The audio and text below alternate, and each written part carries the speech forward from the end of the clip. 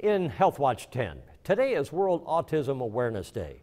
Organizations observe this day with programs and fundraisers, and the Wabash Valley is no different. News 10's Patsy Kelly spoke to one mother who expressed how important this day really is. Raula Tanner says it's not easy for anyone to find out their child has autism. And I became an overprotective mother. At that time, the school systems in Vigo County were not equipped to handle that. They have come a long way now, but at that time, they didn't know quite what to do. So Tanner took her son David to a specialized school so he would get the care he needed. Tanner says she wouldn't trade David for the world, but the past 29 years have been difficult and at times frustrating. When we go out in the communities, people scare him and he has a tendency to lash out. And so we have to have 2 staff to go with us out in the community. It's a very challenging thing to do because he gets very anxious and agitated.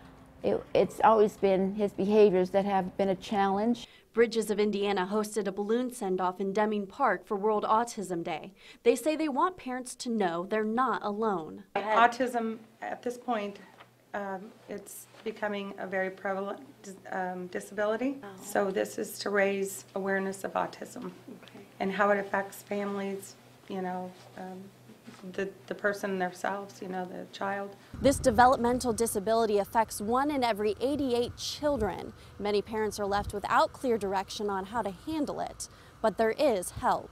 Families can apply for waivers to help them financially with treating their autistic child, but the research is struggling. Autism receives less than 5% of the funding than many less prevalent childhood diseases. We have got to find a cure. I mean, obviously, it's a disability that's, you know, very high these days. But for Tanner, it helps knowing there's someone fighting for a cure. But when you have a severe case of autism, it makes it challenging. And give David as normal a life as possible. It all helps to put him in a place where he can be in the community setting and doesn't have to go to a special group home or something, but now he can be out in the community every once in a while. In Terre Haute with photojournalist Cody Murphy, Patsy Kelly, News 10. Bridges of Indiana asked the community to join them September 14th for the Walk Now for Autism Speaks event in Terre Haute.